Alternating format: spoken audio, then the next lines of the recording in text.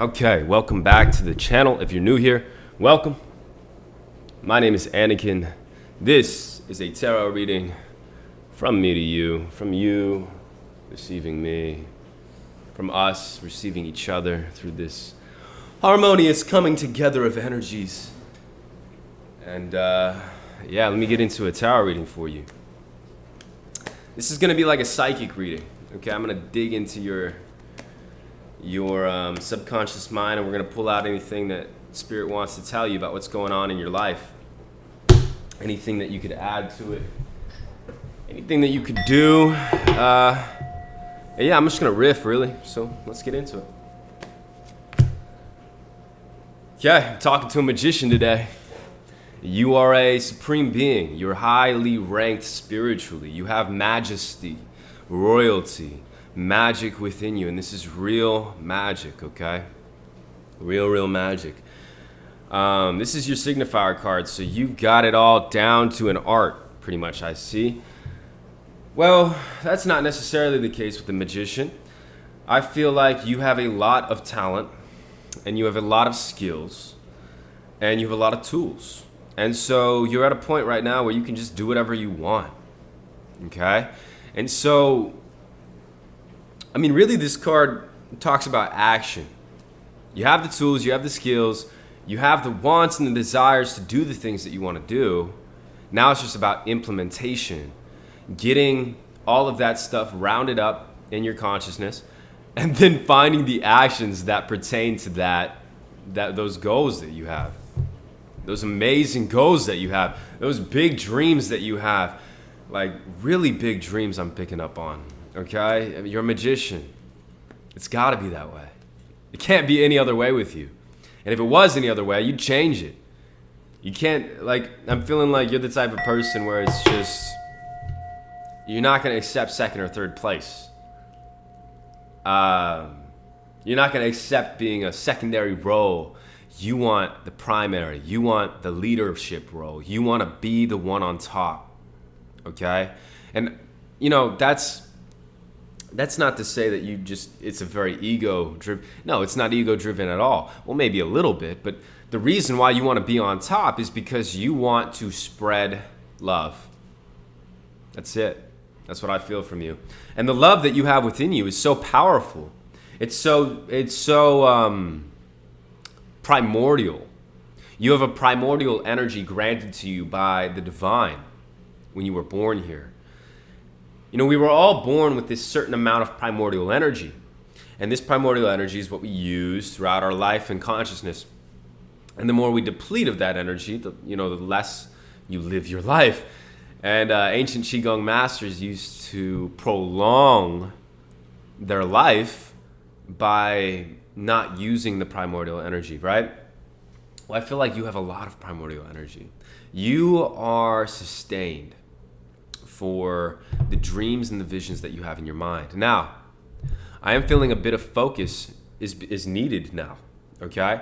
Focus on action, focus on tasks, focus on getting things done, okay? Because there is so much spiritual energy within you and so much spiritual understanding within you that it can be easy for someone like you with the rank that you have and basically the energy that you have. It can be difficult for someone like you to take this seriously in a sense, because you know that you're either going to get reincarnated or that you'll be able to come back here again, and it's going to be easy for you, okay? It's not like it's difficult for you. It's like somebody, you're talented, okay? I'm feeling a lot of talent from you. And the way I want to put this is like, you would not mind taking another life or taking another reincarnation. You wouldn't mind it. It wouldn't be difficult for you, and you'd probably conquer it, okay? If you want to know what it's like to wake up in a baby's body and have full consciousness and know who you are and stuff like that, there is, well, not full consciousness, but this guy's book, Autobiography of Yogi, this yogi right here, he talks about memories from early childhood and even when he was a baby, realizing that he came into this body not knowing how to talk, not knowing how to walk, because what you have to do when you reincarnate into this body, and I feel like this is a message too for you, is you have all of these past lives that are prominent, and that like where you have these skills, okay? And some of those skills translate very easily. Let's say you were good at speaking. Let's say you were good at reading body language. Let's say you were a good listener in your past life. Well, those skills translate pretty well, okay? Because it's easy to listen. You don't really have to do any sort of physiological changes to become a better listener. Now talking, it's going to take you a little bit, because when you're a baby doesn't, like, you're still learning how to use the vessel in this incarnation. So you have to like learn how to pronunciate words and language and all this stuff. And then like let's say in a past life you knew Spanish and you were a very eloquent Spanish speaker, but in this life you don't speak Spanish. Well, in order to unlock those memories and unlock those gifts, it'd be beneficial for you to go get a class or take a class on Spanish or learn a little bit or buy a book or, start learning Spanish. And then that past life, those lessons that you learned in that life will start to click into this one. It will make it a bit easier to learn Spanish. You might pick it up a bit quicker. And then when you know it, things come on and things come into your consciousness, speaking Spanish, that allows you to be a fluent speaker. Almost native, like, and it's the same for anything, like an instrument. Let's say it's a guitar. In a past life, maybe you were Jimi Hendrix or you were an incredible guitar player. Well, in order to bring those skills into this incarnation, you have to at least, you have to teach your body how to move in that way. Once your body knows how to move along that fretboard, in a way where you can sort of let go and get into a flow state. In that flow state is where you're going to feel that past life come through, okay? I'm talking to a magician here. This is a reading for you. That was a lot of clarification about who you are and what you're doing, but we're going to go into what Spirit wants to tell you now. So let's do it, okay? Well, there's more on you. So I feel like you're rooted in your purpose. You're pure. Okay, you have access to infinite intelligence. You have access to these past lives and your Akashic records and all of these different modalities. You have access. You got it. And I sort of see you pointing a finger somewhere. So I'm going to look where you're pointing at. Nine of Pentacles.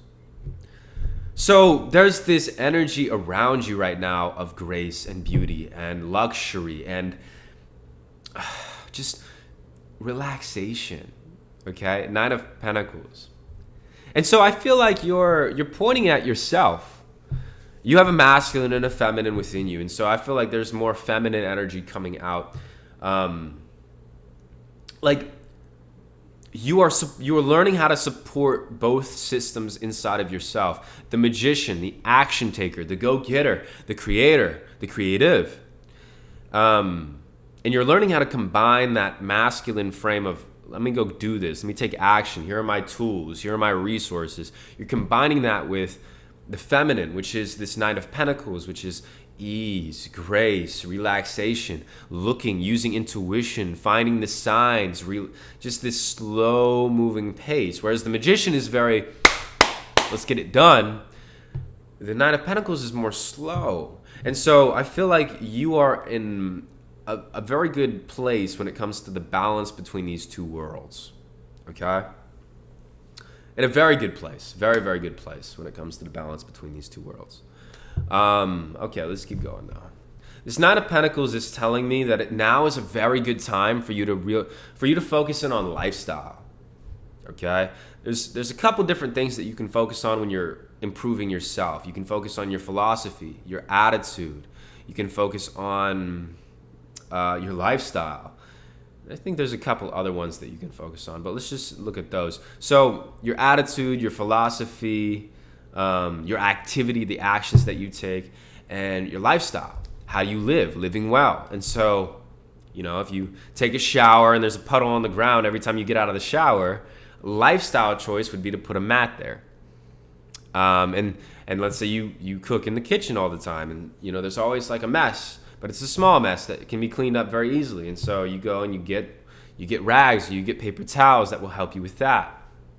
Or you sleep on your bed and it's on the floor, like my bed is right now. And a lifestyle change would be, okay, well, it's easier to get off the bed and stand up when it's raised up off the floor, Otherwise, you have to like do a squat to get up out of bed.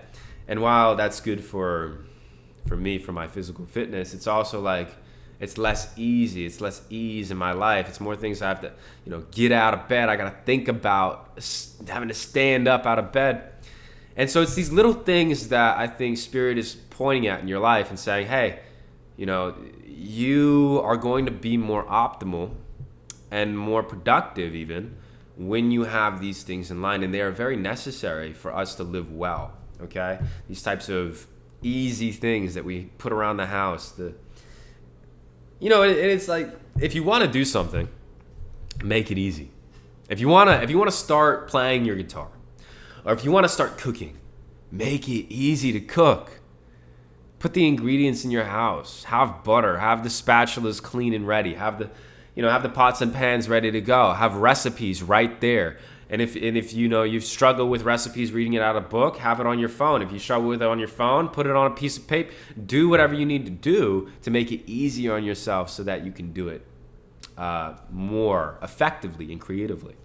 Okay? Like, for instance, having a backdrop for a video. It makes it easy because now you don't have to think about, okay, where am I going to film? Now it's just, okay, we're filming.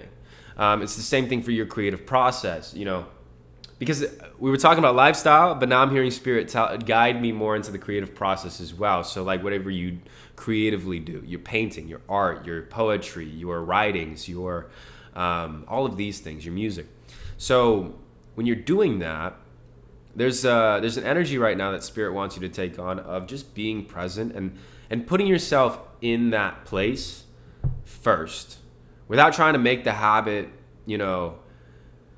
so complex. Reduce the habit down to its simplicity. Say, you know what, I'm just going to make a habit of sitting at my desk with the computer open. And I'm going to do that for 5 minutes. If I don't do anything on my computer, that's okay. But I'm going to sit there for 5 minutes. Not going to get on the game. I'm not going to play. I'm going to sit there with the intention to write for 5 minutes. And if that, like just by doing that for 5 minutes, right? Every day, what you're going to find is eventually you'll be like, okay, now I'm here. Well, I might as well do something. Eventually you're going to be like, well, I'm here. You just got a creative idea. I'll write that down. Well, I'm here. And so what you're doing is you're setting yourself up for ease and grace. The master does nothing and yet leaves nothing to be done. You're setting it up with these habits and rituals. Okay? I feel like you're grounded at this point. You have a strong sense of what your purpose is. You are driven towards that purpose. And so now we're working on, this collective here, is working on the rituals, okay? The rituals and the lifestyle, making it easy, making it comfortable, feng shuiing your house so that the energy can flow, so that you're not thinking about, okay, I gotta do the laundry and I gotta clean and organize the closet and I gotta patch up that hole in the wall and then I can get to my work. See, all of that stuff builds up and it hinders your creativity from coming through. Okay? And so your creativity wants to come through all the time, but it's limited by these things that we might be holding on to. And so you can either let go of the thing in your mind, or you can go do the thing, which will allow you to let go of it in your mind even easier. Like, for instance, if you have laundry to do, you can either meditate so that you forget about the laundry, but then when you remember the laundry, it just comes right back up. So by doing the laundry, and this is where you find effective action, by doing the laundry, it would get it out of your mind so that you can prioritize what really matters to you, right? And so now I'm feeling like Spirit is wanting me to tell you about leverage, okay? So higher leverage activity. All of this is to say that you are optimizing your life towards the highest leverage activities that you can take. Okay, and so in business, this is sort of money. Okay, we'll use money as an example here.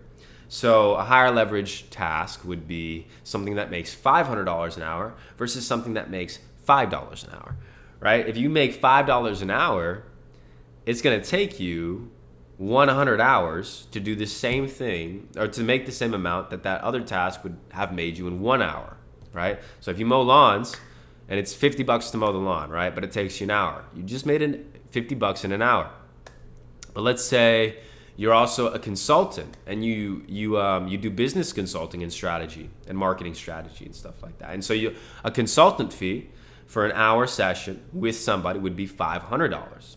And so what I think, and how this has to do with money, okay, for those of you who are looking to optimize your life with that and are in the business realm, well, mowing your lawn is going to take you an hour, but you could be spending that hour on a consultation call, okay?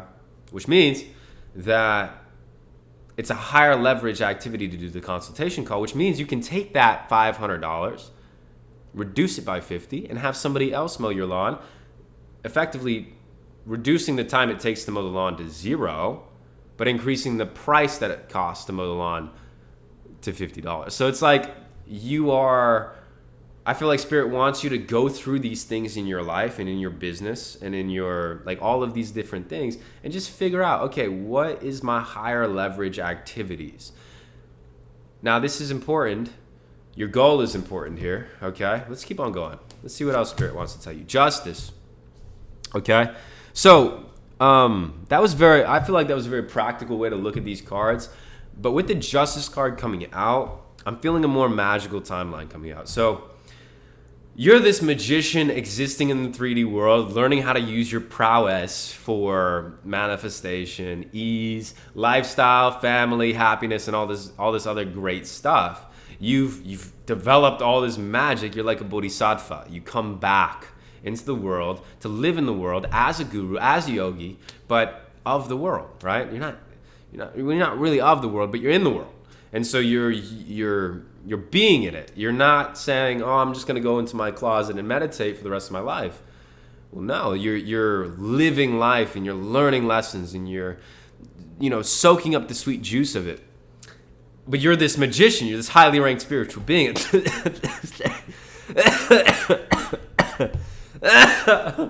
Oh, you're like this magician at the same time, right? And so I feel like you might have forgotten a little bit because of the physical circumstances. It's sort of like, oh my goodness, like this has been a long time. I need to start using my powers in this. And your powers are coming through beautifully right now. And the justice is, you're going to feel like truly that it is fair.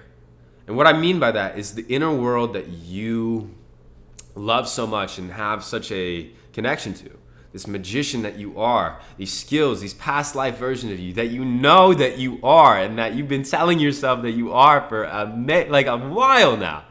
These things are going to be reflected in the physical reality to the degree that makes you feel like it is a proper reflection. This is coming. This is what this Justice card means. And it is balanced, okay? It is rooted in purpose, and it is rooted in love with the green sachet, the green cape that she's wearing, okay? And this woman, well, it's a woman or a man. Tarot isn't necessarily gendered, but she's wearing a crown. And this crown denotes to me your royalty. I mean, over here we have the magician. He has an infinity symbol above his head, which shows me that you have access to infinite wisdom, and it is like a crown. But then we have the Justice card, which is showing me that the crown is actually embodied in the real world. Okay? And notice how the magician, he's holding this scroll, which signifies wisdom. Okay? And he's not holding anything in his left hand. Okay? His left hand's just pointing.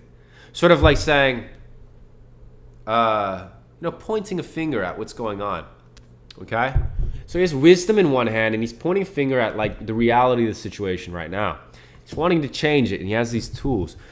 Well, in the Justice card's right hand, her sword is blue, signifying Archangel Michael's sword, right?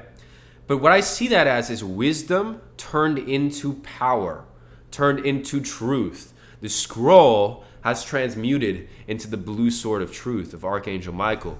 The crown of infinity has transmuted itself into a physical crown. And this is what you are walking into. Walking gracefully and relaxed into with the Nine of Pentacles here. Okay? And so in his or her left hand, this Justice card is holding the scales. And so, I mean, even more so, this Magician pointing with the left hand, pointing at the situation, and the Justice card affirming for us that it is coming into balance. Okay? Now, she sits in between the two pillars, which signify to me the Kabbalistic pillars of mercy and severity, and she sits right in the middle, in the equilibrium. Okay? But this is, I feel like, this is a very balanced reading, and you are a very balanced person. There's a lot of balance happening in the collective right now. So masculine, feminine, severity, mercy, up, down, black, white. You have a very good integration. So integration to me doesn't mean that they come together like black and white make gray, right? But black and white come together as that checkered pattern on the floor and become more vibrant together than they were alone. They become more of a pattern, more of a, they leave more of a mark on the world in that case, in my opinion, okay? Okay, let me see here. Okay, the Fool. Brilliant card. Okay, so lots of major arcana. We have 3 major arcana. We have a minor arcana here. The Fool is just telling me that, you know, whatever inhibitions may have been present, these are, especially in the solar plexus chakra. Yellow. I mean, look at all this yellow, okay? Just lots of yellow. Yellow, red. And so you're rooting your authenticity in your purpose. And this is beautiful. And this is showing, because what's happening is that solar plexus chakra it's a lock in Qigong. It's one of the locks, okay? You have one in your, one at the bottom of your spine, one right there, and then one in the throat. So there's these 3 locks in your body. And so there can be energy that gets stored there.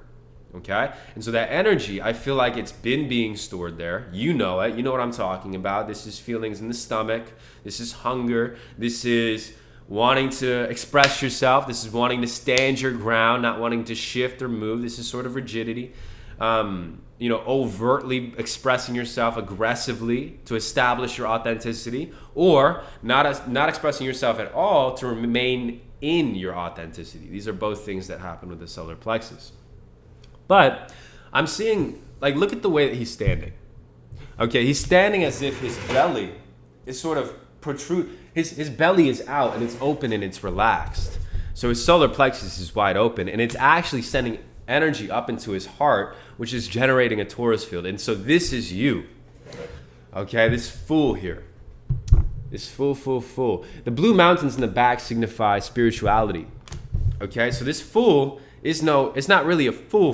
She is somebody who has walked into life, and she decided, okay, that even though spirituality can be extremely complex when you philosophize about it and talk about it, and there's all these different principles and labels that we give, energies and yada,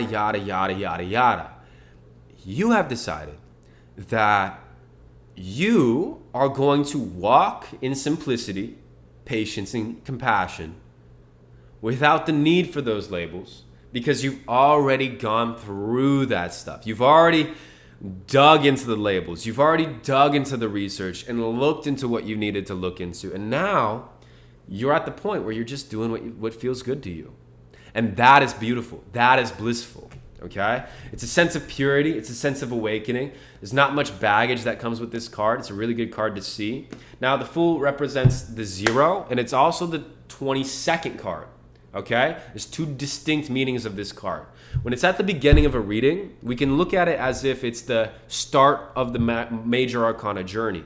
The Fool is about to embark on this journey into the Magician, into the High Priestess, into the the Empress, and and then the emperor, and then the hierophant, and so on and so forth. And there's these stages that the fool has to go through. This is called the fool's journey, right? Or the hero's journey, essentially, in tarot. But the fool in tarot also represents 22. After the world, after the end of the major arcana journey, the fool comes out at the end. Now, having gone through the whole spirituality and all of the lessons and all of this stuff, the fool can come out at the other end just like how it was. And so, and here's the spiritual journey, in essence. The spiritual journey, in essence, is a return to innocence. A fool's journey is, in essence, a return to innocence. When you dance as a child, you're dancing like nobody's watching. You're dancing in your body, and you're willing to be yourself. And because you don't know that people are watching you. You don't know. It's just, you just want to dance. You just want to sing. Until somebody comes up to you and they notice and they say, hey, you're a good dancer. Now you're, what? I was just moving my body in a way. What, I'm dancing? That's what I'm doing? I'm dancing? Okay, I was just feeling myself, but I'm dancing. Okay. And then that's when the loss of innocence comes. So now it's like, okay, well, what's this move? What's this move? What's this move? And so now you're learning all the moves, and you're learning all the things that you did already intuitively, but you're learning the steps, and you're learning the process, and you're learning the structure. But it's so interesting, because dancers at the highest level dance like children. Dance like nobody's watching. And so the entire, all of the years of learning how to dance, the entire point is to get back to that innocence. To just get back to that flow state. Rick Rubin talks about this in his book, The Creative Act. He talks about, everybody has something to add, even if somebody knows nothing about the art that you're creating. In fact, them knowing nothing about the art is a huge benefit because they don't see what you see. There's this paradigm. I don't know who came up with this or who coined this, but the deeper you dive into the ocean, or the deeper you dive into the pool of self-knowledge or any knowledge whatsoever, the deeper the pool gets.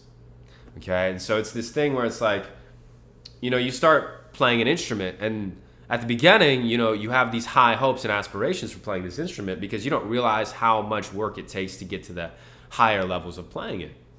But as you learn more and more, you're like, whoa, I actually have a lot to learn. And you're learning how much you have to learn, right?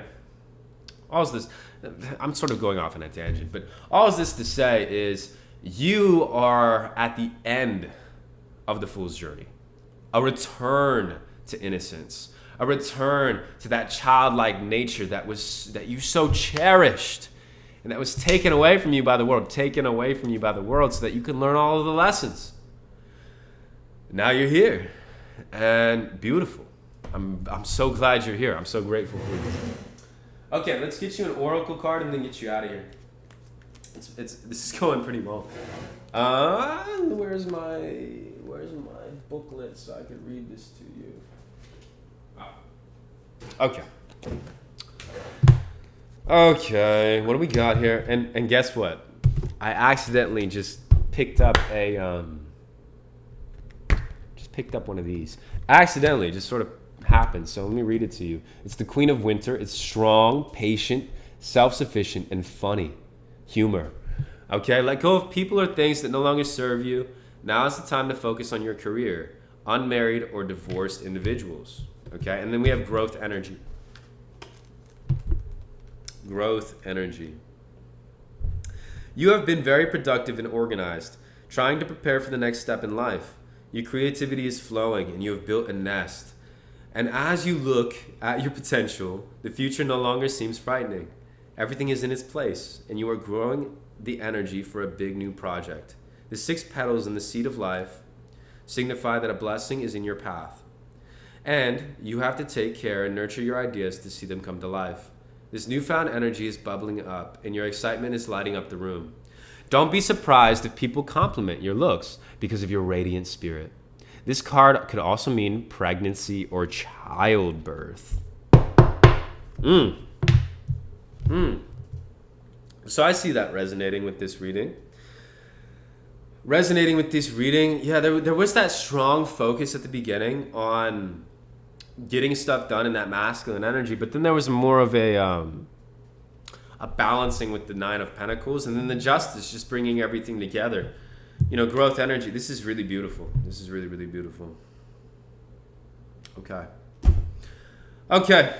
Anything else, Spirit? Just anything else? Anything else that you want to just tell the collective before we get going? Athena is very prominent right now. You know what to do. Trust your inner wisdom and take appropriate action without delay. Magician action. You, Athena, come on. Come on. I mean, come on. All right. Namaste. Private readings down below. You know what to do. Over. End. Bye-bye. Namaste. Love you guys.